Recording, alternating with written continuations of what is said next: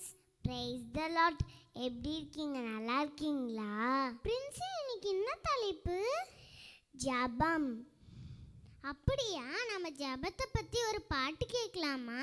வாங்க வாங்க கேட்கலாம்.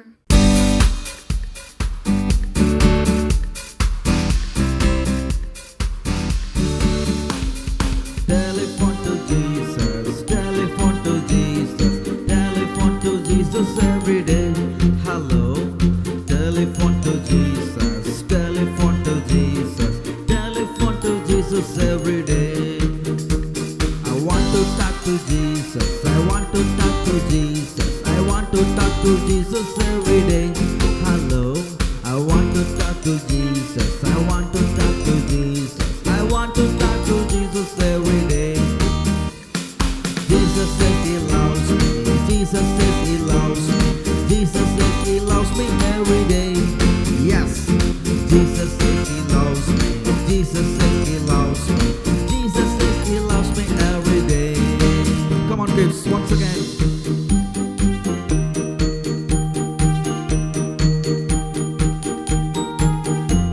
Hello, telephone to Jesus, telephone to Jesus, telephone to Jesus every day. Hello, telephone to Jesus, telephone to Jesus, telephone to Jesus every day. I want to talk to Jesus, I want to talk to Jesus, I want to talk to Jesus every day. Hello, I want to talk to Jesus, I want to talk to Jesus, I want to talk to Jesus every day. Jesus says he loves me, Jesus says he loves me, Jesus says he loves me every day. Yes, Jesus says he loves me, Jesus says he loves me, Jesus says he loves me every day.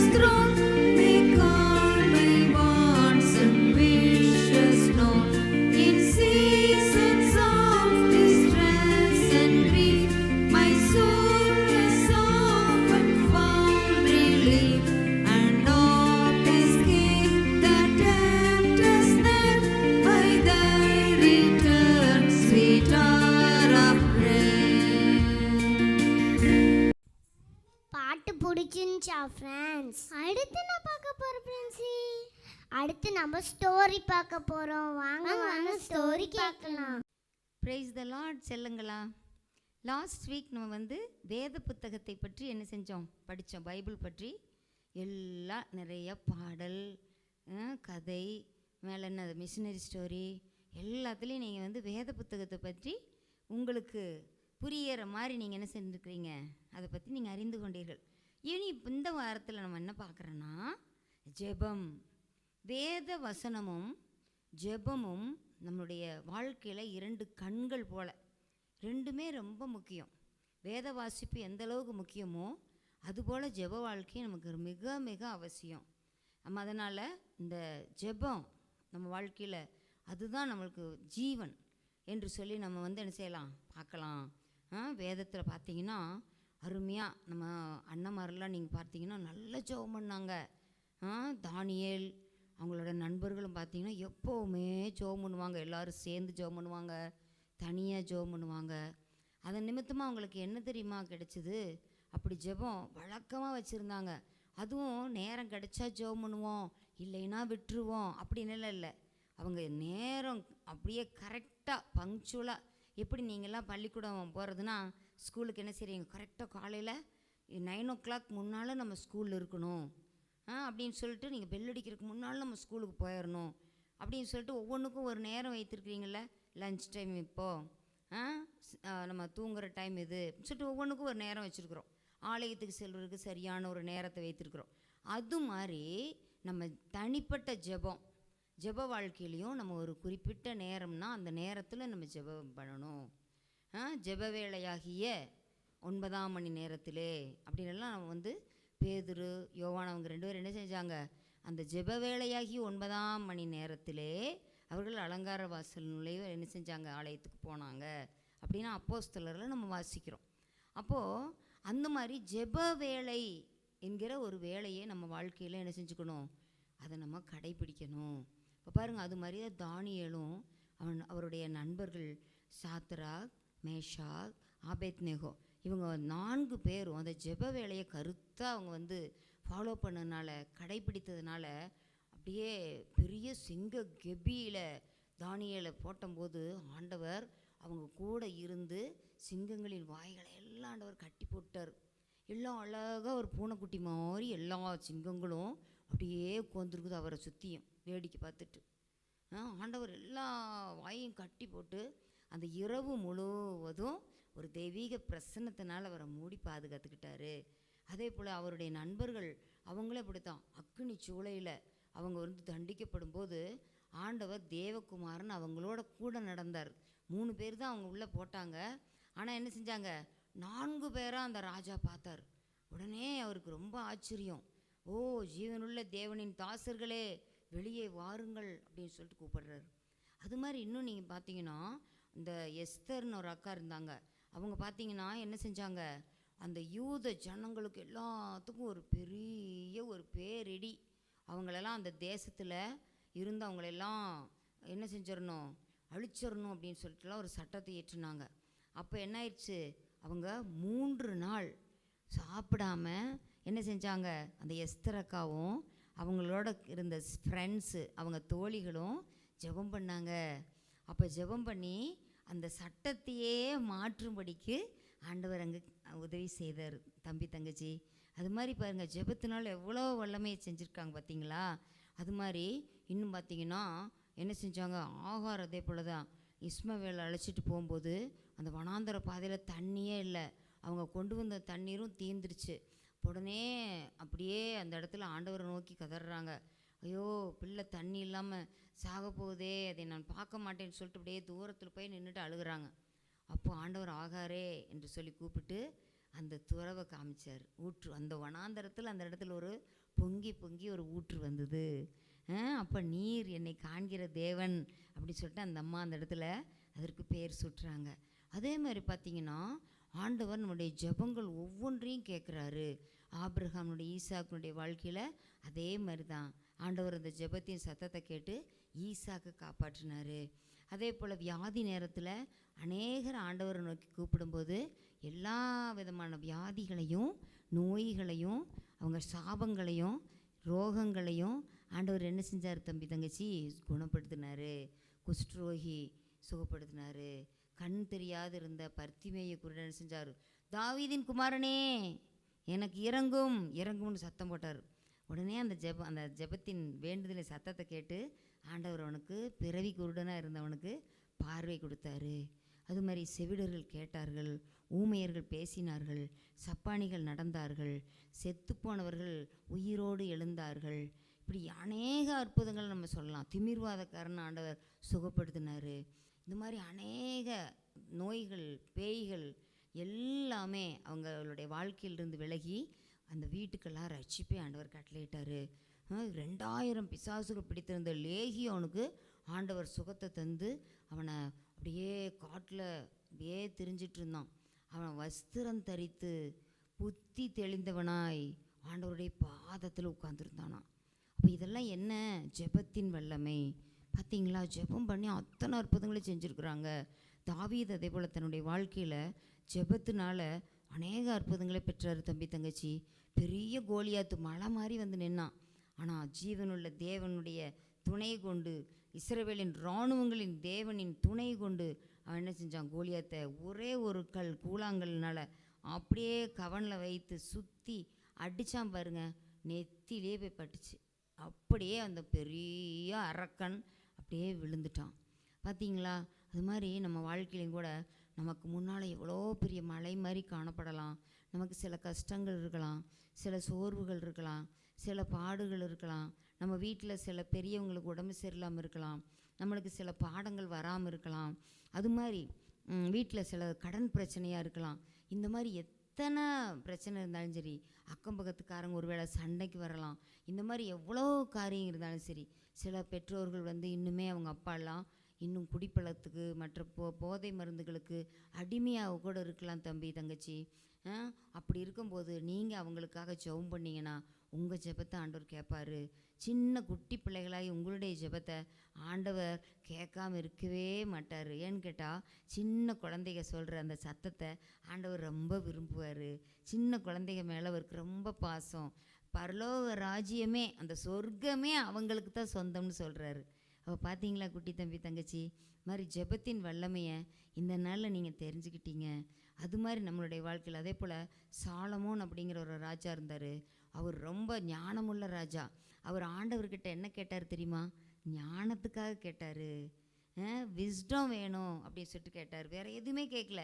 எனக்கு நல்ல செல்வம் தாங்க, எனக்கு நல்ல இராணுவம் தாங்க, எனக்கு நல்ல மக்களை தாங்க, நல்ல இராணுவ வீரர்களை தாங்கலாம் கேட்கவே இல்லை. அவர் எனக்கு ஞானம் வேணும், இந்த ஜனங்களெல்லாம் ஆளுகை செய்வதற்கு தேவையான ஞானம் வேணும் அப்படின்னு சொல்லிட்டு கேட்டார்.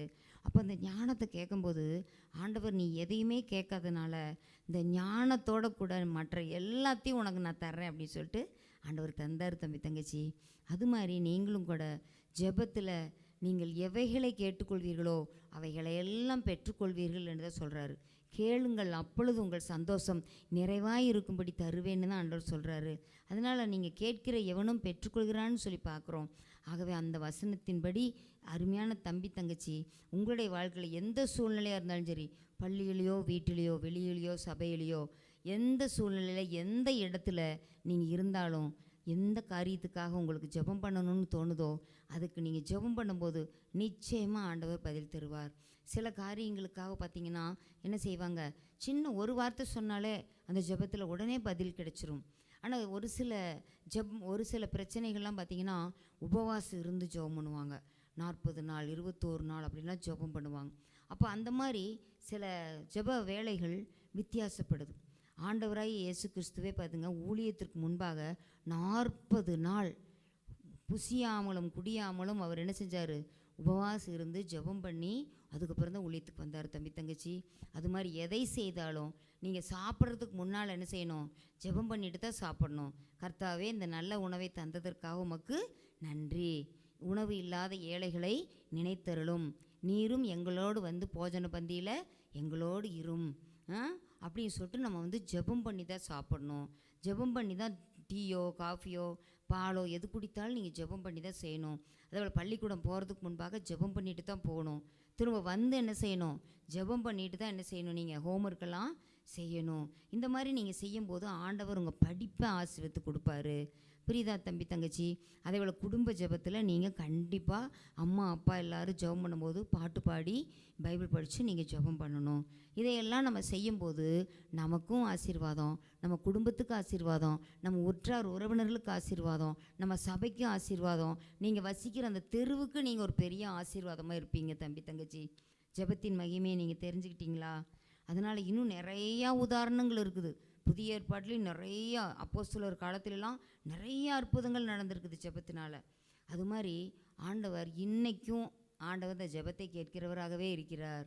அதனால் நீங்கள் என்ன செய்கிறீங்க, நல்லா ஜெபம் பண்ணணும். ஜெபம் பண்ணுவீங்களா தம்பி தங்கச்சி? அக்காவும் உங்களுக்காக நான் ஜெபம் பண்ணுவேன்.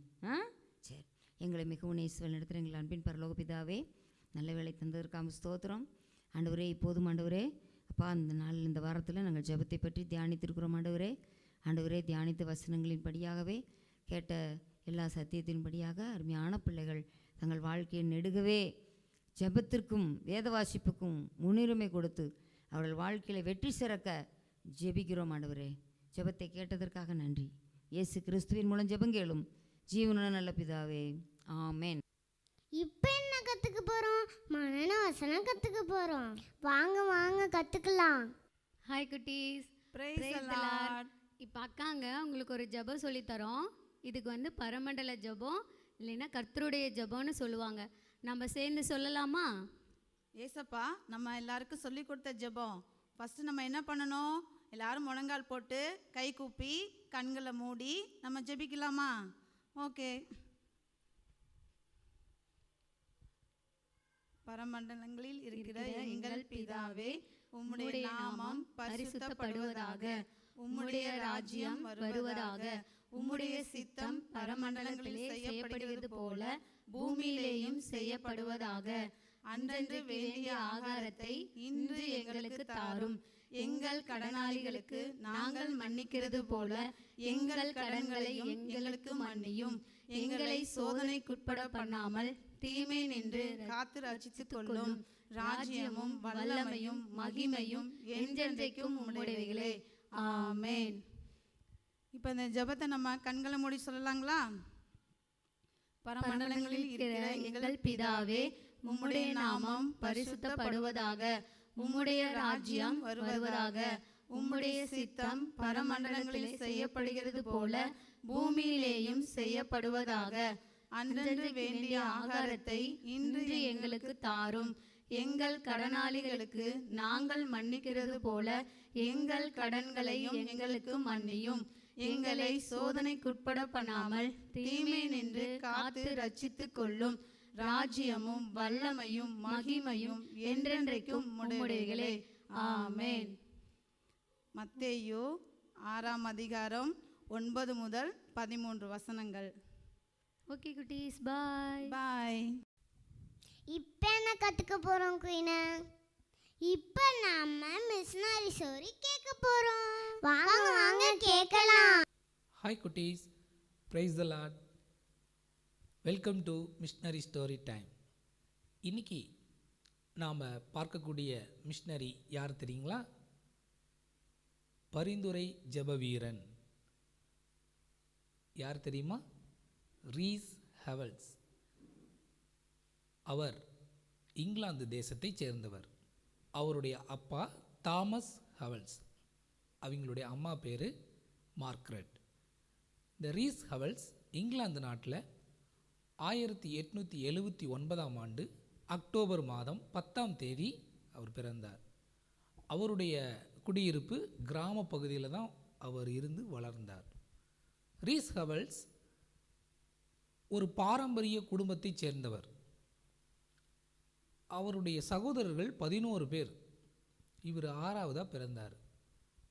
ரீஸ் ஹெவல்ஸ் கிராமத்திலேயே பிறந்து வளர்ந்ததுனால கிராமத்திலேயே அவர் பள்ளி படிப்பை முடித்தார். வாரம் தவறாமல் சபை ஆராதனையிலே அவர் கலந்து கொள்ளுவார். அனுதினமும் சபையில் ஆராதிப்பதும் ஜெபிப்பதும் அங்கே என்ன நடைமுறையில் இருக்கிறதோ அந்த பாரம்பரிய கிறிஸ்தவத்தின் முறைப்படியே அவர் வளர்ந்தார். ரீஸ் ஹெவல்ஸ் தன்னுடைய கல்லூரி படிப்பிற்காக கிராம பகுதியிலிருந்து அவர் நகரத்திற்கு சென்று படிக்க வேண்டிய சூழ்நிலை இருந்தது. அப்பொழுது அவர் செல்லுகிறார். அப்படி சென்ற பொழுது அவருடைய நண்பர்கள்லாம் சேர்ந்து கிறிஸ்துவினுடைய சுவிசேஷத்தை சொல்கிறாங்க. என்னன்னு சொல்கிறாங்கன்னா, மறுபடியும் பிறக்க வேண்டும் அப்படிங்கிறத பற்றி சொல்கிறாங்க. மறுபடியும் பிறக்கணுமா? அப்படின்னா என்ன?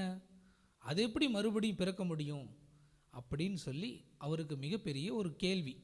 இது சரியில்லை, இந்த சுவிசேஷம் போய் அப்படின்னு சொல்லி ரீஸ் ஹெவல்ஸ் சொல்கிறார். ஆனால்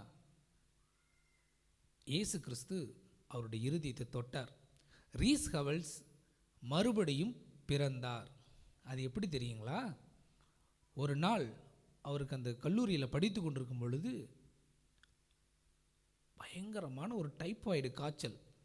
அந்த காய்ச்சலில் அவர் ரொம்ப மரிக்கும் தருவாய்க்கு போயிட்டார். அப்போ ஐயோ அவ்வளோதானா, எனக்கு உதவி செய்ய யாருமே இல்லையே, எனக்கு அப்போல்லாம் டைஃபாய்டு காய்ச்சலுக்கு எந்த மருந்துமே கண்டுபிடிக்க முடியல, அப்படிப்பட்ட காலம் அது. யாருக்காவது டைஃபாய்டு காய்ச்சல் வந்துச்சுன்னா இறந்து போயிடுவாங்க. அப்போ தான் அவர் என்ன செய்கிறாருன்னா தேவனை நோக்கி ஜெபிக்கிறார்.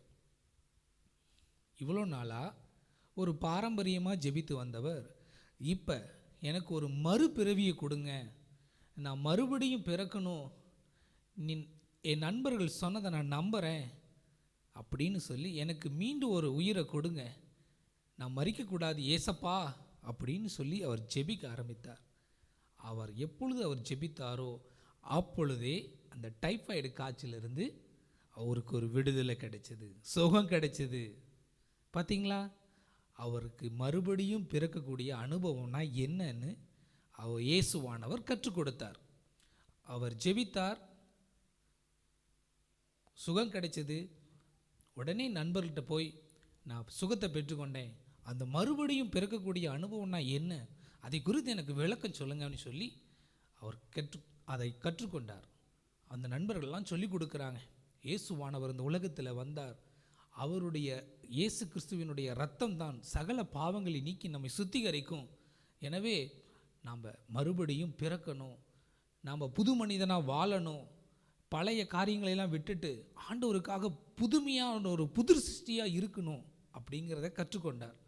உடனே தன்னை ஒப்பு கொடுத்து அந்த ரட்சிப்பை பெற்றுக்கொள்கிறார். அந்த ரட்சிப்பை பெற்றுக்கொண்ட உடனே ரீஸ் ஹவல்ஸ் நான் ஆண்டவருக்காக எதையாவது செய்யணும் அப்படின்னு ஒரு முடிவு எடுக்கிறார். அது என்ன முடிவு தெரியுங்களா? இயேசு எப்படி வாழ்ந்தாரோ நானும் வாழணும், இயேசுவை பற்றி எல்லாருக்கும் சொல்லணும் அப்படின்னு ஒரு முடிவு எடுக்கிறார். ஆனால் குடும்ப சூழ்நிலையின் காரணமாக 1906ஆம் ஆண்டு அவர் கல்லூரி படிப்பை முடித்து விட்டு அவர் என்ன செய்கிறாரு, வேலைக்கு போக வேண்டிய சூழ்நிலை ஆகுது. ஆனாலும் வேலைக்கு சென்றாலும் என்ன செய்கிறாரு, அந்த சுவிசேஷத்தை சொல்லணும் அப்படிங்கிற அந்த பாரம் மட்டும் அவருக்குள்ளே இருந்தது. ஆனால் எப்படி சொல்லணும், எப்படி இயேசுவை பற்றி சொல்லணும்னு எனக்கு தெரிய மாட்டேங்குதே அப்படின்னு சொல்லிட்டு ஆண்டவர்கிட்ட ஜெபிக்கும் பொழுது ஆண்டவர் அவருக்கு ஜெப பாரத்தை கொடுக்குறார். நீ ஜெபி, எல்லாத்துக்கும் ஜெபிக்கணும் அப்படிங்கிறத ஆண்டவர் கற்றுக் கொடுக்கிறார். இவர் எப்போல்லாம் காலையில் எழுந்திருக்கிறாரோ அப்பொழுதெல்லாம் ஜெபிப்பார், ஒவ்வொரு நாளும் ஜெபிப்பார், வேலைக்கு போயிட்டு வந்துட்டு ஜெபிப்பார், நேரம் கிடைக்கும் பொழுதெல்லாம் ஜெபிப்பார்.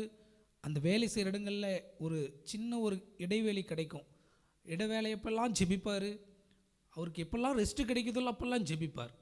இப்படியே அவருடைய நாட்கள் ஜெபத்திலேயே அதிகம் தரித்திருந்தார். ஒரு நாள் அந்த அவர் வாழ்ந்த ஊருக்கு ஒரு மனிதர் வந்தார். எதுக்காக வந்தார்னா அவருக்கு ஒரு மூளை காய்ச்சல் இருந்தது. கொஞ்சம் அவருக்கு மூளை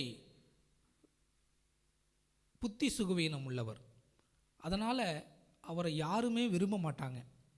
அப்படிப்பட்ட சூழ்நிலையில் அவருக்காக ஜெபிக்கணும்னு சொல்லி அவரை தேடி போய் அவருக்கு கை மேலே வச்சு ஜெபிப்பார். எல்லாரும் பார்ப்பாங்க, இவரை போய் கையை வச்சு ஜெபிக்கிறாரே, இங்கே இவருக்கு போய் அற்புதம் நடக்குமான்னு. ஆனால் ரீஸ் ஹவல்ஸ் எப்போ ஜெபித்தாரோ அப்பொழுதே அற்புத சுகத்தை பெற்றுக்கொண்டார். அல்லேலூயா. அவர் யார் தெரியுங்களா? அவர்தான் மில்டர். அவர் ரட்சிக்கப்பட்டார், அவர்தான் முதலாவது ஆத்துமா. ஸோ ஜெபத்தின் மூலியமாகவே ஒருவரை ரட்சித்தார். பார்த்தீங்களா ரீஸ் ஹவல்ஸனுடைய ஜெப வாழ்க்கை எப்படி இருந்ததுன்னு. அதற்கப்புறமும் தொடர்ந்து அந்த ஜெபத்தை விட்டு விடாதபடி தொடர்ந்து அவர் ஜெபித்து கொண்டே இருந்தார். யாருக்கெல்லாம் அவர் ரோட்டில் போவார், யாரெல்லாம் பலவீனமாக இருக்காங்களோ அவங்களுக்கெல்லாம் ஜெபிப்பார். ஒரு நாள் அப்படி தான் அவர் ஜெபித்து கொண்டிருக்கும் பொழுது ஒரு முகம் அவருக்கு வந்து போகுது. ஏதோ ஒரு முகம் வருதே, என்னுடைய ஜெபத்தில் ஒருவருடைய முகத்தை நான் காணுறேனே அப்படின்னு சொல்லிட்டு அவர் ஜெபித்து விட்டு என்ன செய்கிறாரு, வேலைக்கு போகிறார். அங்கே வேலை செஞ்சு கொண்டிருக்கும் பொழுது அவரை சந்திக்க ஒருத்தர் வரார், ஜிம் ஸ்டோக்ஸ். அவர் தான் என்னது தன்னுடைய ஜெபத்தில் அந்த முகத்தை வெளிப்படுத்தினார்ல ஆண்டவர், அவர் தான் நிற்கிறார் அங்கே. ஏதோ ஒரு தேவைக்காக அவர் கரங்களை ஏந்தி, என் குடும்ப சூழ்நிலை, நான் ரொம்ப வறுமையில் இருக்கிறேன் அப்படின்னு சொல்லி அவர் கேட்கிறார். உடனே நான் உங்களுக்காக தான் ஆண்டவர் என்னை ஜெபிக்க சொன்னாரான்னு சொல்லி உடனே தன்னுடைய பையில் இருந்த எல்லா பணத்தையும் எடுத்து அவருக்கு உதவி செய்து அவருக்கு ஜெபித்து அனுப்புகிறார். எப்பொழுது அவர் ஜெபித்து அனுப்புகிறாரோ அவருடைய தேவைகள் சந்திக்கப்படுகிறது, அந்த குடும்பமே ஆசீர்வதிக்கப்படுகிறது. பார்த்தீங்களா, மற்றவர்களுக்காக ஜெபிப்பதிலே ரீஸ் ஹவல்ஸ் உற்சாகமாக இருந்தார். அவர் சோர்ந்து போகவே இல்லை. ஆனால் இன்றைக்கி குட்டீஸ் நாம் என்ன செய்கிறோம்? நமக்காகவே ஜெபித்து கொண்டிருக்கிறோம். எனக்கு நல்லா படிக்கணும், எனக்கு அது வேணும், இது வேணும், எனக்கு ட்ரெஸ் வேணும் அப்படின்னு சொல்லி நம்மளை பற்றி மட்டும்தான் யோசிக்கிறோம். ஏசப்பா என்னை பாதுகாத்துக்கணும் அப்படின்னு நாம் தான் யோசிக்கிறோம். ஆனால் அப்படி ஜெபிக்கக்கூடாது. நம்ம ரீஸ் ஹவல்ஸ் போல் மற்றவர்களுக்காக நம்ம ஜெபிக்கணும். எப்படி ஜெபிக்கணும் தெரியுமா? அவர் ரோட்டில் போயிட்டுருப்பார். போயிட்டுருக்கும் பொழுது இந்த அந்த காலங்களிலெல்லாம் தொப்பி அணிந்து தான் செல்லுவாங்க. இங்கிலாந்து நாட்டிலெல்லாம் யாருமே தொப்பி அணியாமல் வெளியில் போகக்கூடாது. ஏன்னா அவங்களுடைய பழக்க வழக்கம் தொப்பி அணிந்து செல்லும் பொழுது ஒரு மகிழ்ச்சியோடு செல்லக்கூடிய ஒரு தருணம். ஒருவேளை அவங்க தலையில் தொப்பி இல்லாமல் போகிறாங்க அப்படின்னா ஏதோ வருத்தத்தோடு போகிறாங்களாட்டிருக்கு அப்படின்னு நினைப்பாங்க. அப்போ இவர் தொப்பி அணிந்து இவர் நடந்து செல்லும் பொழுது சரியாக ஜெபிக்க முடியலையேன்னு சொல்லி எப்பொழுதுமே நடந்து செல்லும் பொழுது தொப்பியை கழட்டி இங்கே வச்சு என்ன செய்வார்? அப்படியே அந்த சூரிய வெளிச்சத்தில் பிரசன்னத்தை உணர்ந்து கொண்டு என்ன செய்வார்? அங்கே இருக்கக்கூடிய மக்களுக்கெல்லாம் ஜெபித்து கொண்டே நடந்து செல்வார். இது அவருடைய பழக்கமாக இருந்தது. எல்லாரும் பார்ப்பாங்க, என்ன இவன் மட்டும் வித்தியாசமாக போகிறானே, நாமெல்லாம் தொப்பி அணிந்து கொண்டு போகிறோம், இவன் மட்டும் என்ன தொப்பியே இப்படி வச்சுட்டு போகிறானே அப்படின்லாம் கிண்டல் பண்ணுவாங்க. ஆனால் ரீஸ் ஹவல்ஸ் அண்ணன் அதை பற்றி கவலைப்படவே இல்லை. அவருடைய இருதயம் எல்லாம் ஜெபிக்கணும் ஜெபிக்கணும் ஜெபிக்கணும்னே இருந்தது. பாருங்கள், அவருடைய ஜெபத்தில் இன்னொரு காரியம் என்னென்னா, எப்பொழுதுமே உணவு அருந்துவதில் அவர் ரொம்ப ருசியான உணவுகளை தேர்ந்தெடுப்பார். நல்லா போஜன பிரியனாக இருந்தார். நிறைய சாப்பிடுவார். தனக்கு என்ன பிடிக்குமோ அதெல்லாம் எவ்வளோ காசானாலும் கொடுத்து வாங்கி சாப்பிட்றணுங்கிற ஒரு எண்ணம் உடையவராக இருந்தார். ஒரு நாள் இயேசு சொல்கிறாரு, நீ எனக்காக உபவாசம் இருந்து ஜெபம் பண்ணு, அதையெல்லாம் நீ வெறுத்துருன்னு சொல்கிறார். அதே போல் ரீஸ் ஹவல்ஸ் அண்ணனும் ஜெபிக்கும் பொழுது ஆண்டவர் உணர்த்தினதுனால, இனி நான் சாப்பிட மாட்டேன், நான் எதையும் விரும்பி என்ன செய்ய மாட்டேன், இந்த உணவை நான் எடுத்துக்கொள்ள மாட்டேன்னு சொல்லி அதையெல்லாம் விலக்கி விட்டு அவர் உபவாசம் இருந்து ஜெபிக்கிறார். தம்பி தங்கச்சி, நீ அன்னைக்கு என்றைக்காவது ஒரு நாள் உபவாசம் இருந்து ஜெபித்திருக்கிறாயா? ஜெபிக்கணும், சரியா? அப்போ தான் இயேசு என்ன செய்வார்? உன்னையும் ஆசீர்வதிப்பார். ஏனென்றால் இயேசுவானவர் என்ன செஞ்சார்? உபவாசம் இருந்து ஜெபம் பண்ணார் இல்லையா? நாம் என்ன செய்யக்கூடாது? விரும்பினதையெல்லாம் கேட்டு வாங்கி சாப்பிட்டுட்டு சாக்லேட்டு, மிட்டாயி, கேக்கு எல்லாம் விரும்பி விரும்பி நாம் என்ன செய்கிறோம்? சாப்பிட்றோம். ஆனால் ஆண்டவர் என்ன செஞ்சிடறோம்? மறந்துடுறோம்.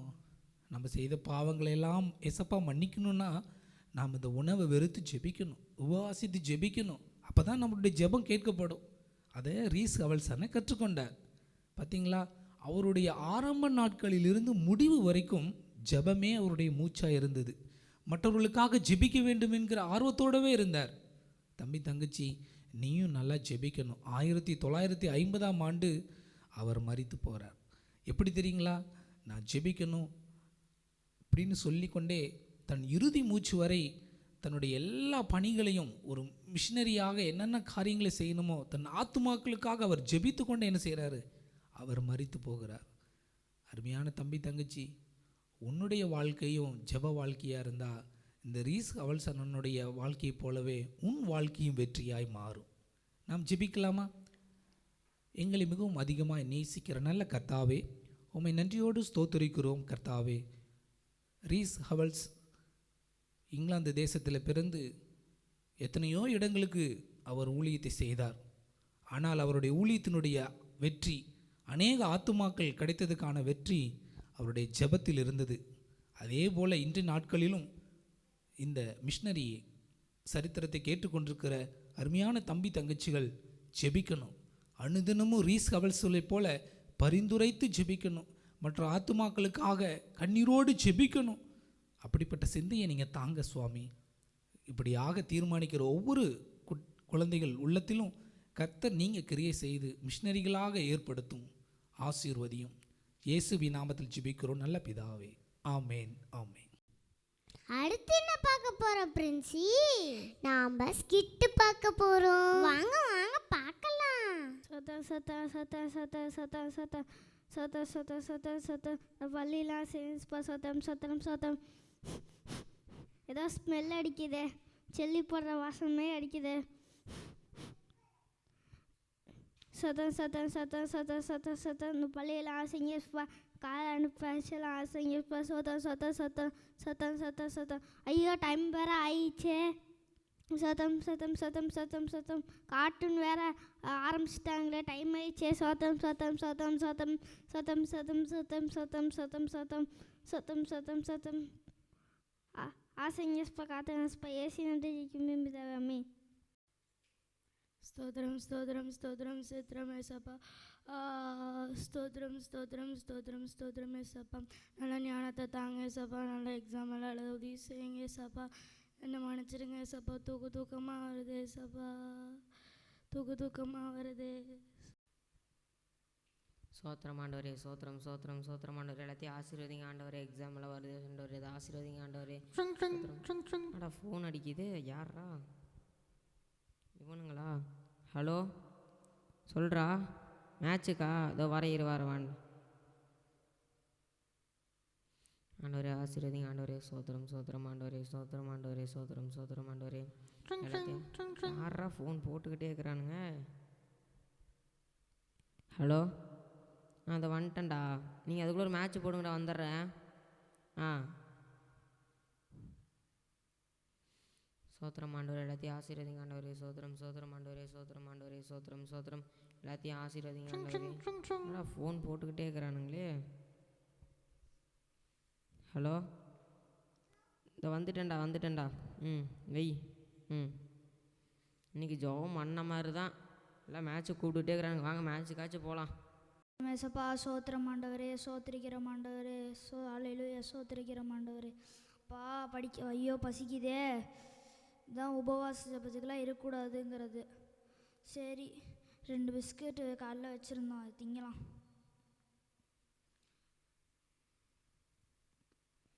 சோத்திரம் சோத்திரம் சோத்திரம் சோத்திரம் சோத்திரம். ஐயோ சந்தோஷிச்சே.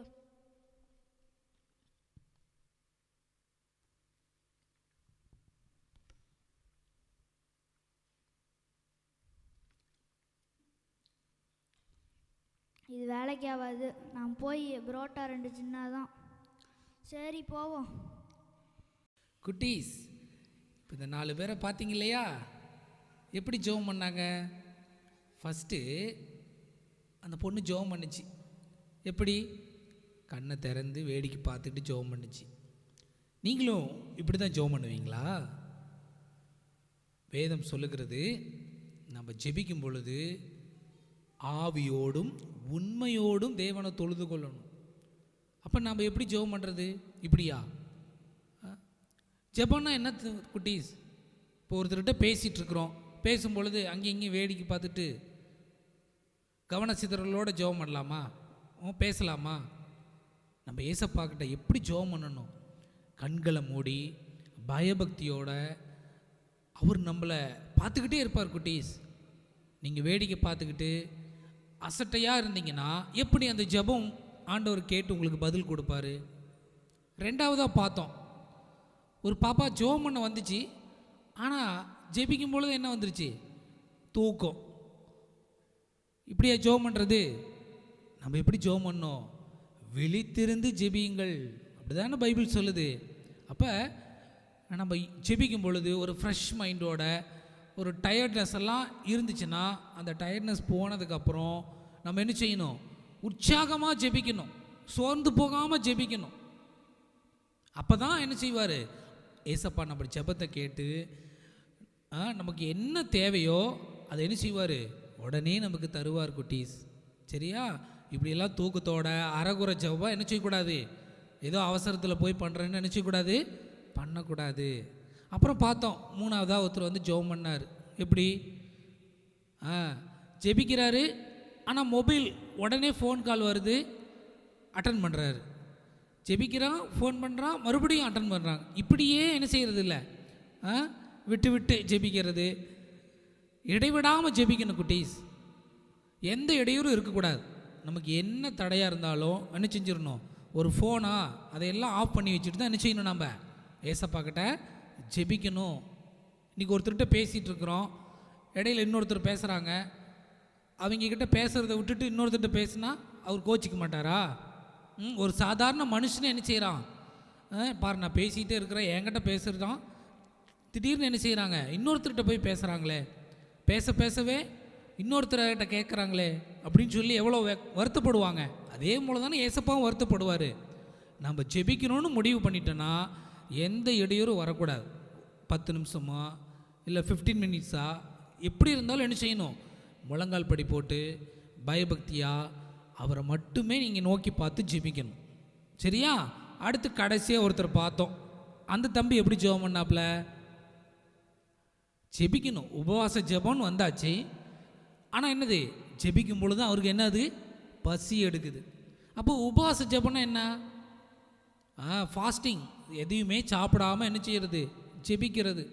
நம்ம வேதத்தில் எத்தனை பேரை பார்த்துருக்குறோம், சாப்பிடாம அவங்க செஞ்ச தப்புனால ஏசப்பா என்னை மன்னிங்கன்னு சொல்லி எவ்வளோ தாழ்மையாக அவங்க ஜெபம் பண்ணாங்க.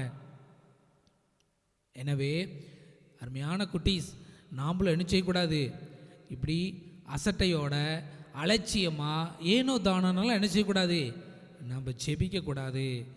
நம்ம கண்களை மூடி பயபக்தியோட முழு மனதோடு என்ன செய்யணும், அன்பு கூர்ந்து என்ன செய்யணும், ஏசப்பாவுக்கிட்ட நம்ம ஜெபிக்கணும், அவர்கிட்ட பேசணும். என் மகன் என்கிட்ட பேச மாட்டாளான்னு என்ன செய்வார், அவர் காது கொடுத்து என்ன செய்வார், கேட்பார், என்ன ஜெபிக்கிறா, அவளுக்கு என்ன வேண்டுதல், அவளுக்கு என்ன தேவை அப்படின்னு ஏசப்பா கேட்டுக்கிட்டே இருப்பார். அப்போ அவர் உன் ஜெபத்தை கேட்க ஆவலாக இருக்கார். நீயும் உண்மையாக கண்களை மூடி முழு மனதோடு கேட்பியா, ஜெபம் பண்ணுவீங்களா? ஓகே குட்டீஸ், பாய். சண்டே கிளாஸ் பிடிச்சிருந்துச்சா ஃப்ரெண்ட்ஸ்? இனிமேல் நீங்களும் ஜெபம் பண்ணுவீங்களா? ஓகே ஃப்ரெண்ட்ஸ், பாய் பாய்.